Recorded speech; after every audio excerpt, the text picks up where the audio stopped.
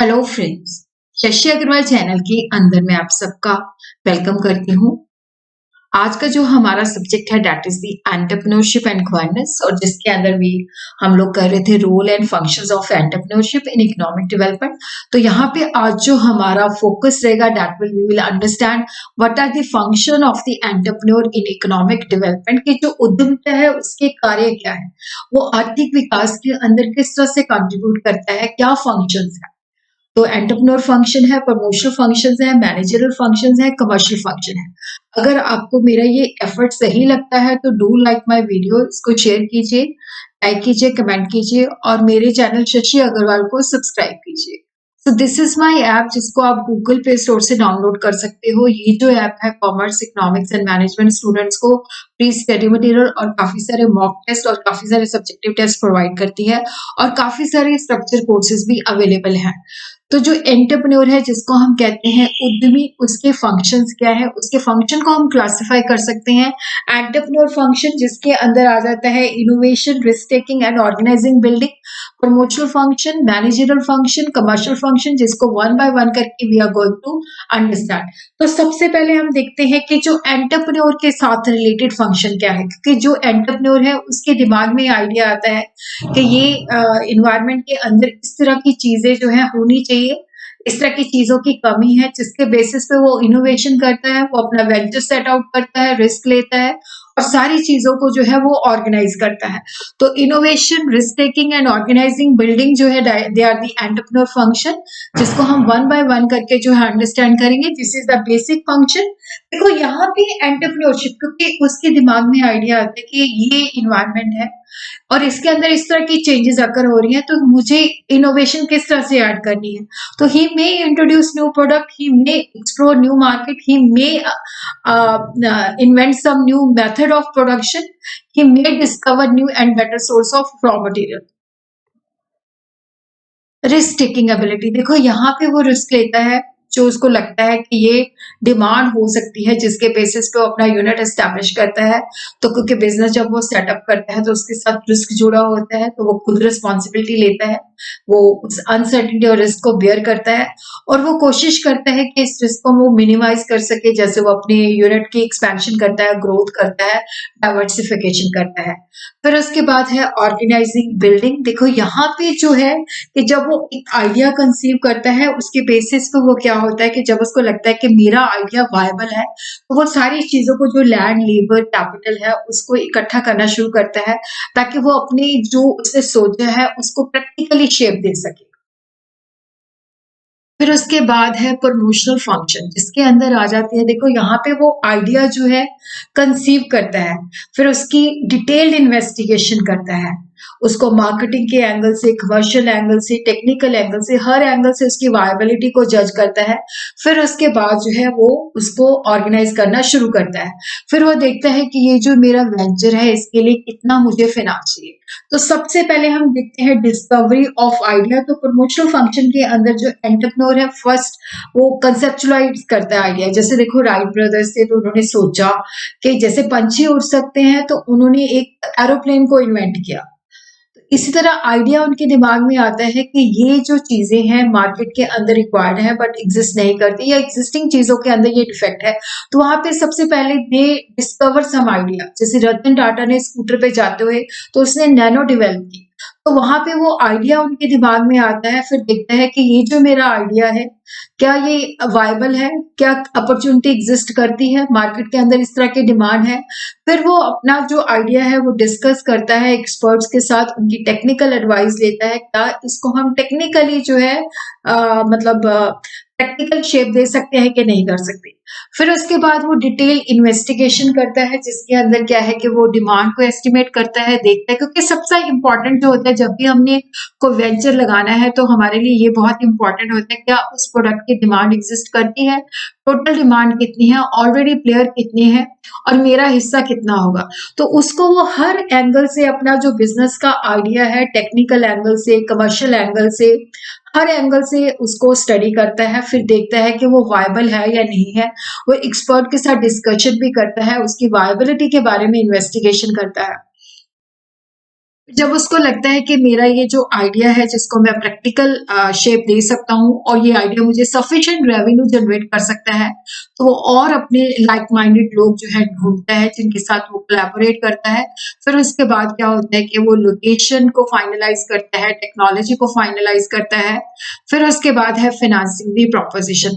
देखो जब वो सारी चीजें जो है वो असेंबल कर लेता है, फिर वो देखता है कि मेरे को टोटल पैसा कितना चाहिए और मेरे को कितना हिस्सा इक्विटी और कितना हिस्सा डेट का चाहिए, क्या-क्या सोर्सेस हो सकते हैं, जैसे लोन मुझे शॉर्ट टर्म कितना लेना है, लॉन्ग टर्म कितना लेना है, कमर्शियल बैंक्स या फाइनेंशियल इंस्टीट्यूशन से लोन लेना है, तो वो सारी चीजें जो है इसके अंदर वो सोचता है, प्लान आउट करता है। फिर इसके बाद हम देखते हैं managerial function that is the planning, organising, staffing, directing which is linked with the leadership, communication and motivation and controlling. तो जिसको हम वन बाय वन करके जो है अंडरस्टैंड करेंगे। तो प्लानिंग जो है कोई भी काम करने से वो सोचता है, थिंकिंग बिफोर डूइंग इट। तो ये बेसिक मैनेजरियल फंक्शन है जिसके अंदर वो देखता है कि क्या कोर्स ऑफ एक्शन उसने डिटरमिन करना है, क्या मेरे ऑब्जेक्टिव हैं, तो वो डिसाइड करता है what to do, how to do, when to do and who will do it. तो प्लानिंग के अंदर वो सारी इंफॉर्मेशन गैदर करता है, अपने ऑब्जेक्टिव सेट करता है, फिर देखता है कि ये कंडीशंस होंगी और इसी तरह ऑल्टरनेटिव कोर्स ऑफ एक्शन जो है वो डेवलप करता है, उनकी इवैल्यूएशन करता है, उनकी प्रो एंड कॉन को देखता है। फिर उसके बाद जो है वो इम्प्लीमेंट करता है और वहां पे भी देखता है कि मेरे प्लानिंग के मुताबिक काम हो रहा है या नहीं कर रहा, या मुझे उसको रिव्यू करने की जरूरत है। उसके बाद है ऑर्गेनाइजिंग। देखो ऑर्गेनाइजिंग के अंदर क्या होता है कि अब हमने जब प्लान आउट कर लिया हमारा ये ऑब्जेक्टिव है, हमने इस तरह का यूनिट सेटअप करना है, तो हमें मैन मटेरियल एंड मशीन जो है उस सबको इकट्ठा करता है और जो ऑर्गेनाइजेशन स्ट्रक्चर है वो डिसाइड करता है। तो ऑर्गेनाइजिंग के अंदर वो देखता है कि मुझे किस तरह का काम करना है, किस तरह की एक्टिविटीज है, किस तरह से वो क्लासिफाई करता है, जैसे प्रोडक्शन की एक्टिविटी है, मार्केटिंग की एक्टिविटी है, फाइनेंसिंग की एक्टिविटी है, पर्सोनल की एक्टिविटी है। तो वहां पे एक ऑर्गेनाइजेशन स्ट्रक्चर जिसके अंदर वो डिफरेंट डिपार्टमेंट्स क्रिएट करता है, अथॉरिटी, रिस्पॉन्सिबिलिटी, रिलेशनशिप जो है वो एस्टेब्लिश करता है और लोगों को काम जो है असाइन करता है। फिर उसके बाद है स्टाफिंग। स्टाफिंग के अंदर देखो होता है कि हमने right person for the right job, जिसके अंदर हमने लोगों को रखना है क्योंकि लोग ही काम करेंगे। तो वो प्लान आउट करता है कि मुझे टोटल मैन पावर कितनी चाहिए, किस लेवल की चाहिए, किस तरह से मेरी recruitment, selection and training policy होगी, किस तरह से मैंने उनको इंडक्शन और प्लेसमेंट करनी है, किस तरह से उनको डेवलप करना है, किस तरह से प्रमोशन और ट्रांसफर की पॉलिसी होगी और किस तरह से उनको कॉम्पनसेशन वगैरह प्रोवाइड करनी है। डायरेक्टिंग के अंदर क्या है कि जो एम्प्लॉयज हमने रखने हैं उनको हमने प्रॉपर गाइडेंस देनी है, काउंसलिंग करनी है, एक्टिवेट करना है ताकि वो अपना काम जो है, अपना ऑब्जेक्टिव जो है सही तरीके से काम कर सके। तो directing is always concern with the leadership, communication and motivation. तो लीडरशिप के अंदर है कि किस तरह से हम लोगों को इन्फ्लुएंस करते हैं, किस तरह का हमारा लीडरशिप स्टाइल होना चाहिए, किस तरह से हम अपने एम्प्लॉयज को नर्चर करते हैं ताकि उनका कॉन्फिडेंस और मोरल जो है बिल्डअप हो सके। कम्युनिकेशन होता है कि हमारा कम्युनिकेशन प्रोसेस इफेक्टिव होना चाहिए, उसके अंदर मिसअंडरस्टैंडिंग नहीं होनी चाहिए, वन वे नहीं होना चाहिए, टू वे होना चाहिए, ताकि आइडियाज को जो हमारे सबॉर्डिनेट्स हैं, आइडिया सजेशन जो है आसानी के साथ शेयर कर सके। मोटिवेशन देखो ये एक साइकोलॉजिकल प्रोसेस होता है जिसके अंदर एम्प्लॉयज को अंदर अर्ज क्रिएट की जाती है कि हमने अपने ऑब्जेक्टिव को अचीव करना है। तो it's very important function of entrepreneur कि जो वर्कर की एबिलिटी है, कैपेबिलिटी है, वो डिपेंड करती है कि एंटरप्रेन्योर उसको किस तरह से मोटिवेशन देता है।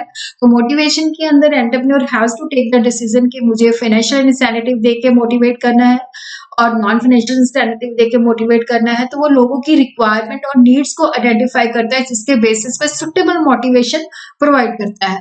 सुपरविजन होता है कि हमने जो सबॉर्डिनेट काम कर रहे हैं उनके काम को सुपरवाइज करना है ताकि वो सही तरीके से काम कर सके, उनको डायरेक्शन और गाइडलाइंस प्रोवाइड करनी है। कोऑर्डिनेशन, तालमेल जो है that is the essence of the entrepreneurship, क्योंकि देखो यहाँ पे डिफरेंट एक्टिविटीज होती हैं, उन सबको हमने किस तरह से जोड़ना है। जैसे प्रोडक्शन की एक्टिविटी है, मार्केटिंग की एक्टिविटी है, फाइनेंस की एक्टिविटी है, but they are a part of a system. लोगों के अंदर टीम स्पिरिट को क्रिएट करना ताकि वो दूसरे के साथ कोऑपरेट करे, कोऑर्डिनेट करे ताकि ऑर्गेनाइजेशन के ऑब्जेक्टिव अचीव हो सके। कंट्रोलिंग के अंदर जो है कि देखो जो हमने प्लान आउट किया था और जब हम एक्चुअल काम करते हैं तो प्लानिंग और एक्चुअल काम को एक दूसरे के साथ कंपैरिजन करना, फिर देखना कि कहाँ डेविएशन है, वो डेविएशन के रीजंस क्या है, उसके बेसिस पे करेक्टिव मेयर अडॉप्ट करना।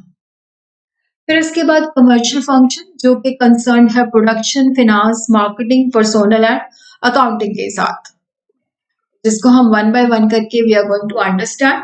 देखो कमर्शियल फंक्शन के अंदर देखो जो प्रोडक्शन फंक्शन, अगर हमारा जो यूनिट है वो मैन्युफैक्चरिंग है तो that is a very important function. यहाँ पे हम देखते हैं कि कहाँ पे हमने अपनी फैक्ट्री को लोकेट करना है, किस तरह से उसका लेआउट है। उसी के साथ ही जो प्रोडक्शन के साथ रिलेटेड है प्रोडक्शन प्लानिंग एंड कंट्रोलिंग, कि कितना हमने अपने पास इन्वेंट्री को मेंटेन करना है, किस तरह से हमने जो मशीनें हैं उनको रिपेयर करनी है। तो वो सारी चीजें इसके अंदर जो है देखी जाती हैं कि किस तरह से रिपेयर की फैसिलिटी, किस तरह से इन्वेंट्री को मैनेज करना है, किस तरह से स्टोर कीपिंग हैंडल करनी है।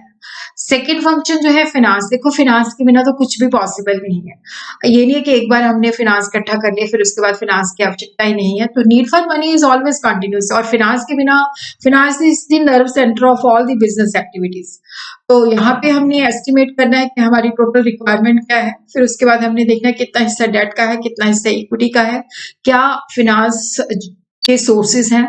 और यहाँ पे हम ये भी चेक करते हैं कि जो फिनांस है उसका हमने प्रॉपर जो है बेसिकली जो है कैश मैनेजमेंट होनी चाहिए, प्रॉपर कैश मैनेजमेंट होनी चाहिए। जो भी पैसा है, जो भी फाइनेंस है, उसकी प्रॉपर जो है यूटिलाइजेशन होनी चाहिए ताकि वेल्थ मैक्सिमाइजेशन का ऑब्जेक्टिव अचीव हो सके।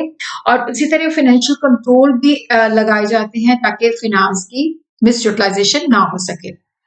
मार्केटिंग फंक्शन जो है that is the function which generate revenue, जहाँ पे हम कस्टमर की नीड्स को आइडेंटिफाई करते हैं, देखते हैं कि कस्टमर को हमने किस तरह से सेटिस्फाई करना है, किस तरह से उस तक गुड्स पहुंचानी है, और क्या हमारी मार्केटिंग स्ट्रेटेजी होगी, किस तरह से हमने चीजों को जो है एडवर्टाइज करना है, किस तरह से हमारी प्रॉपर जो है marketing mix, product mix, place mix, promotion mix जो है वो सारी चीजें जो है हम इसके अंदर जो है प्राइस में सारी चीजें है अप्रोप्रिएट मार्केटिंग स्ट्रेटेजीज बनाते हैं ताकि कस्टमर को डिलाइट और सेटिस्फाई कर सके, कस्टमर की रिक्वायरमेंट के मुताबिक चीजें उस तक पहुंचा सके।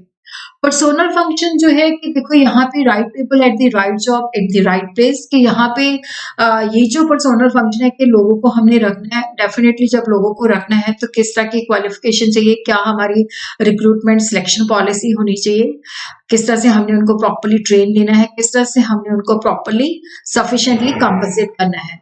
फिर उसके बाद है अकाउंटिंग फंक्शन। अब देखो जो अकाउंटिंग फंक्शन है कि बिजनेस के अंदर जो भी चीजें हम करते हैं उसका डॉक्यूमेंट्री एविडेंस होना चाहिए, क्योंकि उसके अंदर जब हम चीजें खरीदते हैं, बेचते हैं, तो वो रिकॉर्ड होना चाहिए। तो अकाउंटिंग डिपार्टमेंट होना चाहिए जो कि प्रॉपरली रिकॉर्ड करे ट्रांजेक्शन्स को, उसकी प्रॉपर जो है लेजर बने, प्रॉपरली जो है उनकी ट्रायल बैलेंस बने, प्रॉपरली जो है जिसके बेसिस पे अकाउंटिंग सिस्टम हमारा प्रॉपर होना चाहिए, जिसके बेसिस पे हमारी financial statement, profit and loss statement और बैलेंस शीट जो है वो सही बने और जो कि ट्रू और फेयर पिक्चर जो है प्रेजेंट करे।